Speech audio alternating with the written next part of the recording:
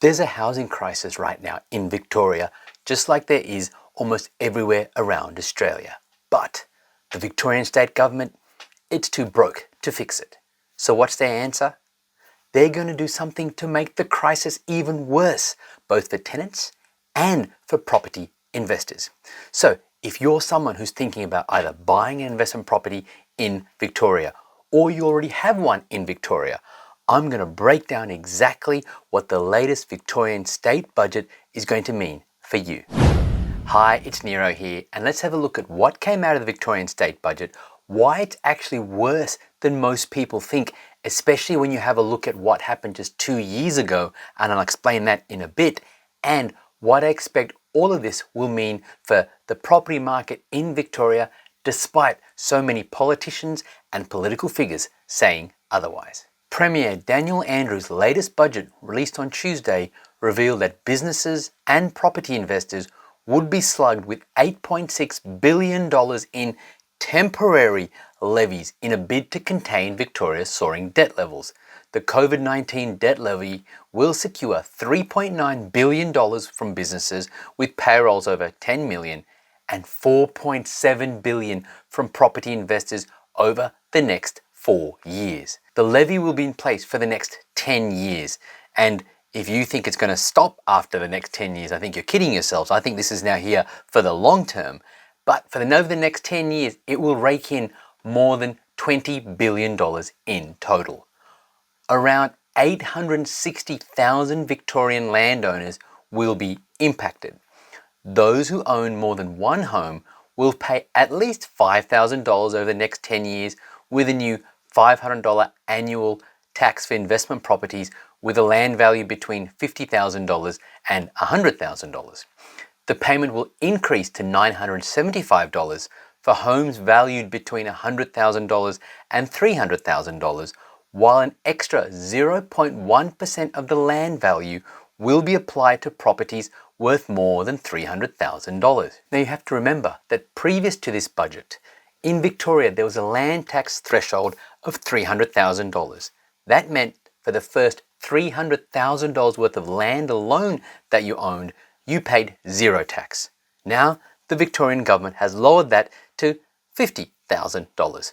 It essentially means that anyone who owns an investment property that is a house or even a townhouse, you're going to pay more in tax. And the average property investor in Victoria will pay around an extra $1,300 per year in tax. What makes this even crazier is that just 2 years ago, the Victorian State Government increased taxes on investors. This is from the State Revenue Office in Victoria, and we're going through the State Budget 2021 to 2022 announcements. And once we go through this, you'll realize just how bad these new rules are when they are compounded and added onto what was announced just 2 years ago. So, number one, there was a new windfall gains tax of up to 50% that was going to be applied to planning decisions to rezone land from the 1st of July 2022.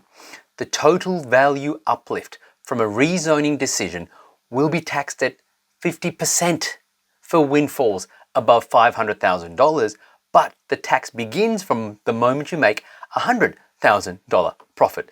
Therefore, the state government was really going after developers and people who were land banking, holding land, hoping to then make a profit from when there was rezoning decisions made. But the problem with that is then fewer people started buying those sorts of land parcels, which is now contributing to the current shortage of properties in Victoria. Number two, new premium land transfer duty or stamp duty rate for property transactions with a value above $2 million, increasing stamp duty payable to $110,000 plus 6.5% of the dutiable value in excess of $2 million.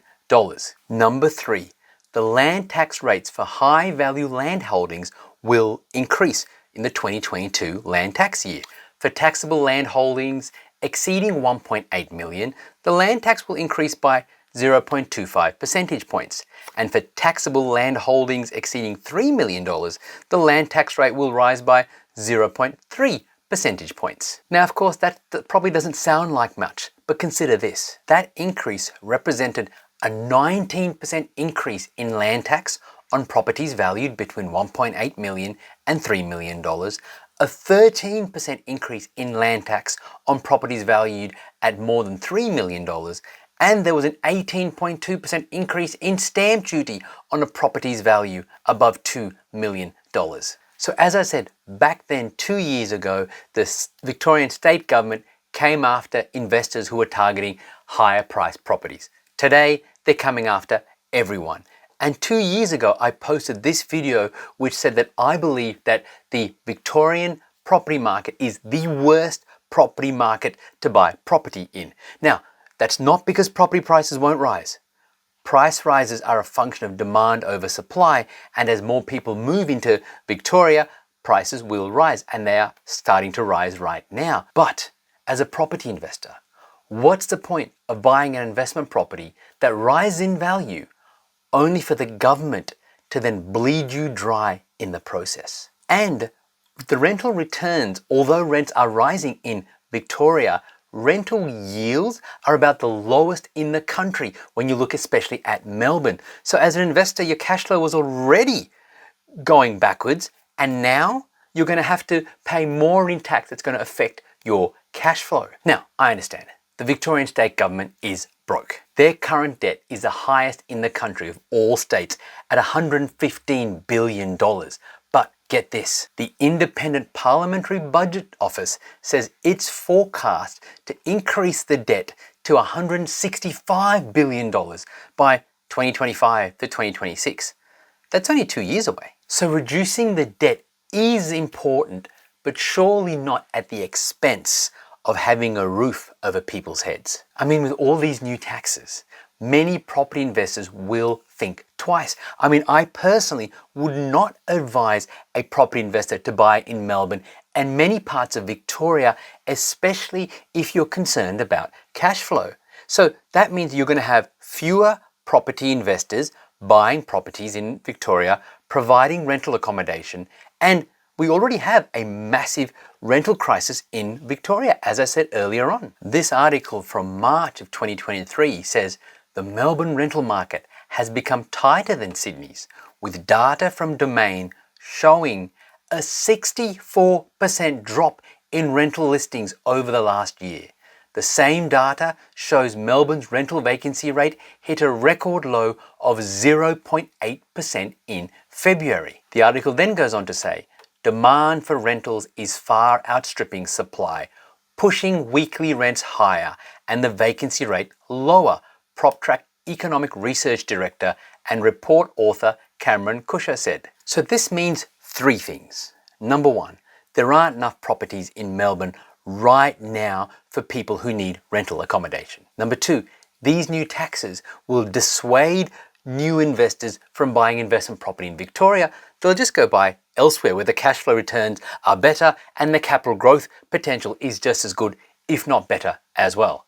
And number three, well, we know we have record migration coming into Australia right now, and Melbourne will get a lion's share of that.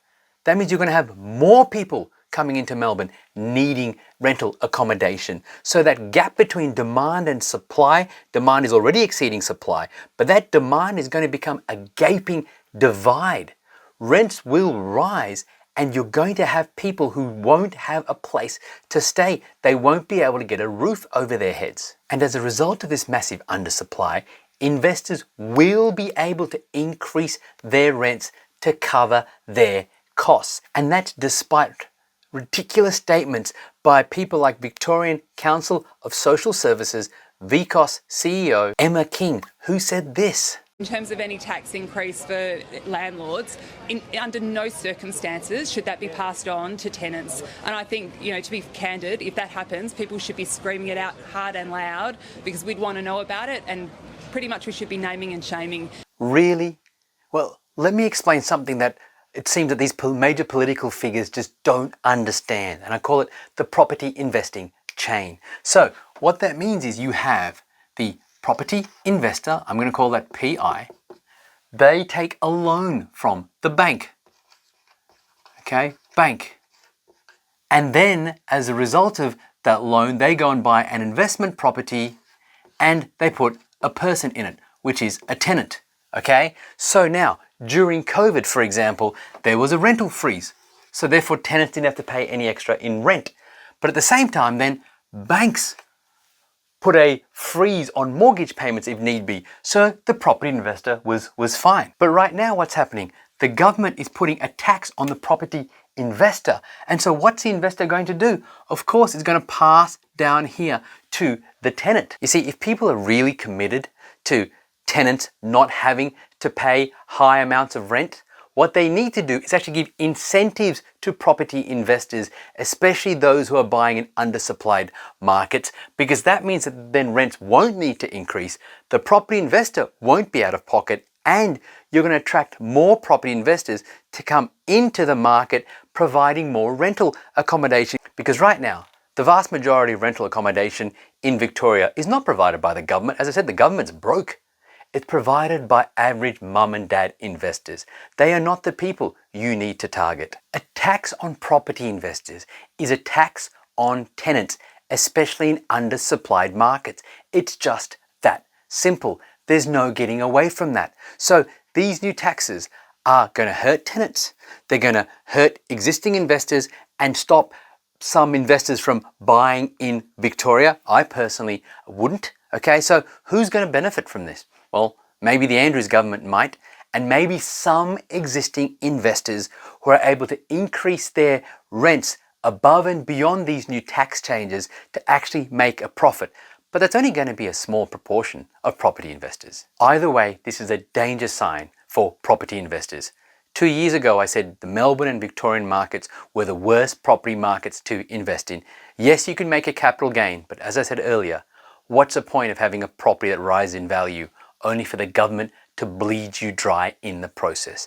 There are definitely other markets out there in Australia that are going to give you better cash flow returns, better capital growth potential, and if you want help finding where those areas are, check out the link in the description to get for free the audio version and digital version of my new book. It's definitely time to be more strategic with your investing. I'll see you next time.